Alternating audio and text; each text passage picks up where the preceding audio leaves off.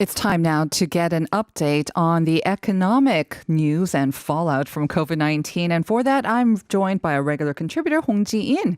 Good morning, Jee-in. Morning, Sian. All right, we've got a lot of news to cover. Usually we start off with the stock updates, but more than that, there was some big news, a big event, really, a big meeting that came out of the Blue House yesterday. So let's start with that, shall we? Yeah, so President Moon Jae-in called for more aggressive fiscal policy yesterday during the fiscal strategy meeting with ministers. So he called the current crisis an economic wartime situation and stressed that the government must mobilize all of its fiscal capabilities and execute speedy and timely measures. The president also dismissed concerns about Korea's fiscal soundness, saying that country still has room for additional supplementary budgets. So far, Korea has allocated about 24 trillion won of supplementary budgets, like two of them, since the coronavirus outbreak. Taking those into account, President Moon says Korea's national debt to GDP ratio is 41%. Doesn't sound that good. However, the average ratio of OECD member countries is at 110%. Right. Almost 3 times our GDP level or debt ratio. Yeah. So right now, the government is preparing to submit a third extra budget bill, and the ruling Democratic Party is reportedly pushing for a 40 trillion won price tag. President Moon is asking the National Assembly to approve it next month.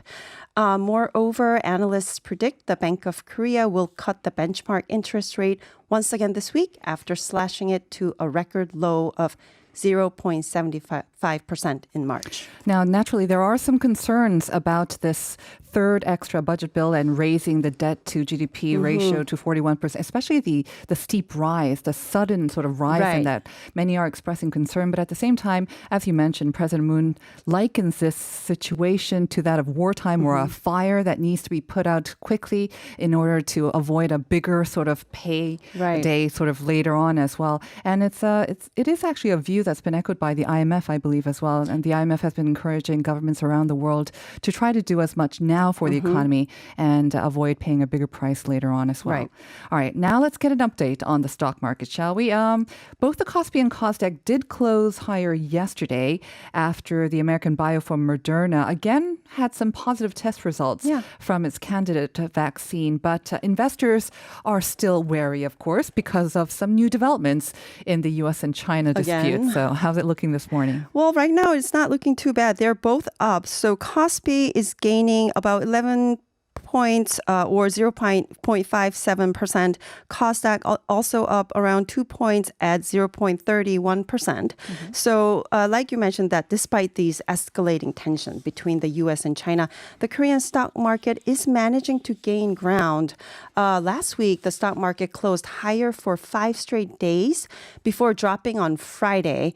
The earlier rally was due to hopes of a quick economic recovery and also that development of that COVID-19 vaccines. But on Thursday, President Donald Trump, he renewed his attack against China on Twitter with his usual controversial choice of words. Over the weekend, the U.S. Commerce Department announced it would add 33 Chinese firms and institutions to an economic blacklist. This announcement came shortly after China established a new national security law, very controversial, designed to crack down on Hong Kong protests. The legislation is expected to pass as early as this week, which will likely set off more political firestorm, not only between China and Hong Kong, but also between China and the U.S., as well as the overall international community. Meanwhile, some analysts do note that this fresh dispute between the U.S. and China may not lead to a full-blown conflict because President Trump, he's facing re-election and he really needs to boost the economy to win.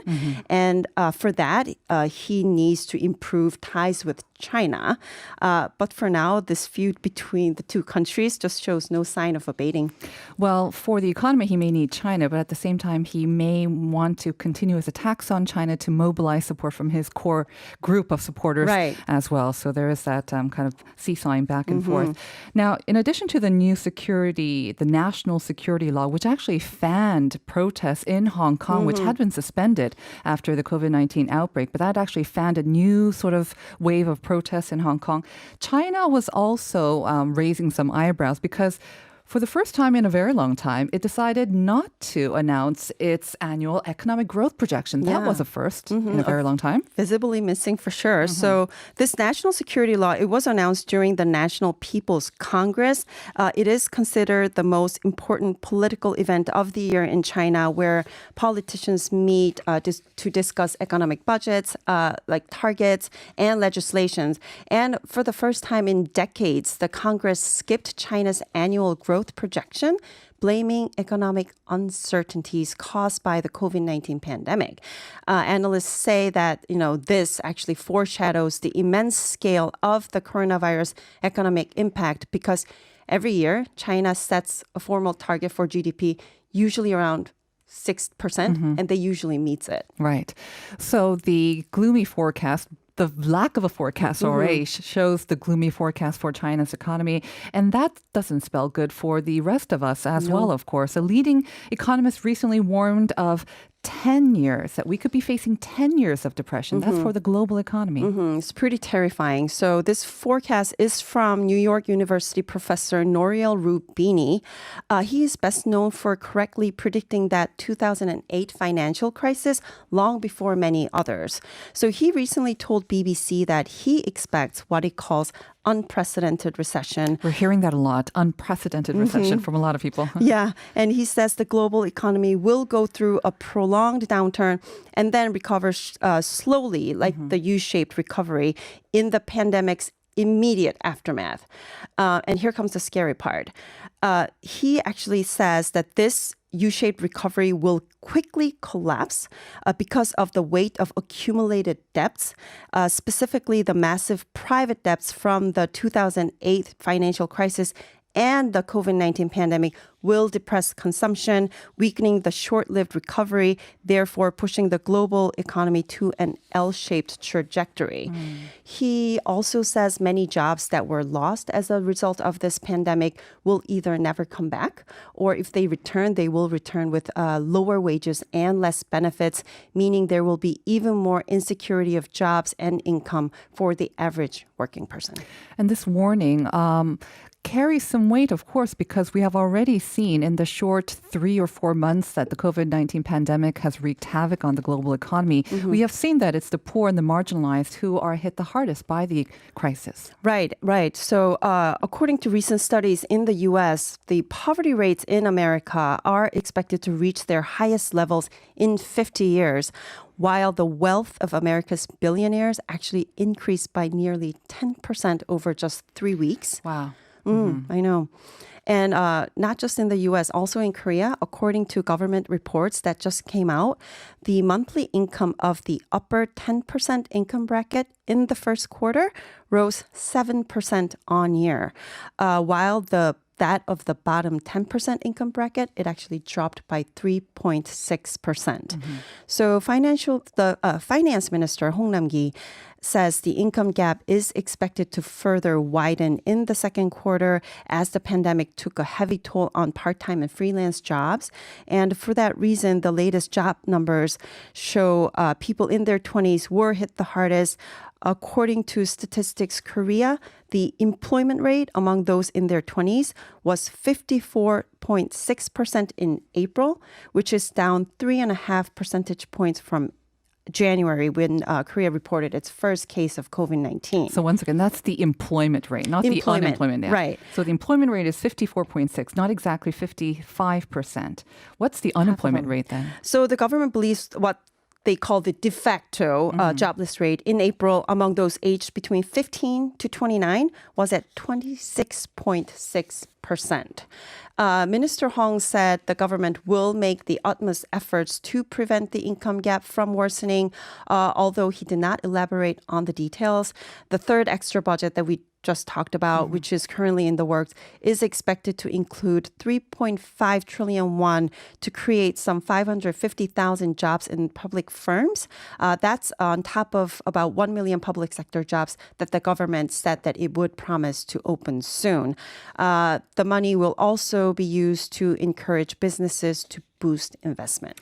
Let's hope that all those measures do work and can boost employment for the young and also the women and the marginalized, as we mentioned before, who have been hit the hardest.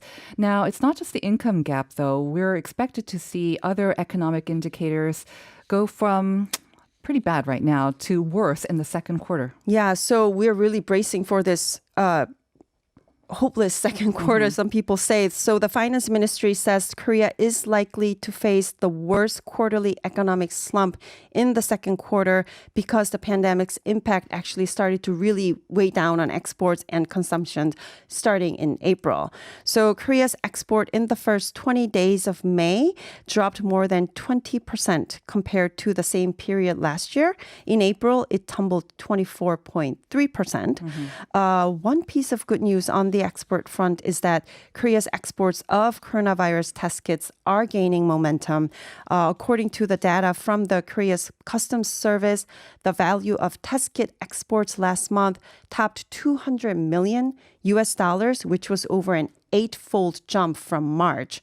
In the first 4 months of this year, Korea has exported $225 million worth of test kits to over 100 countries.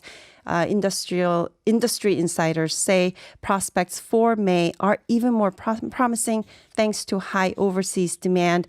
According to the Ministry of Food and Drug Safety, more than 70 test kits manufactured by around 50 companies have been approved for exports.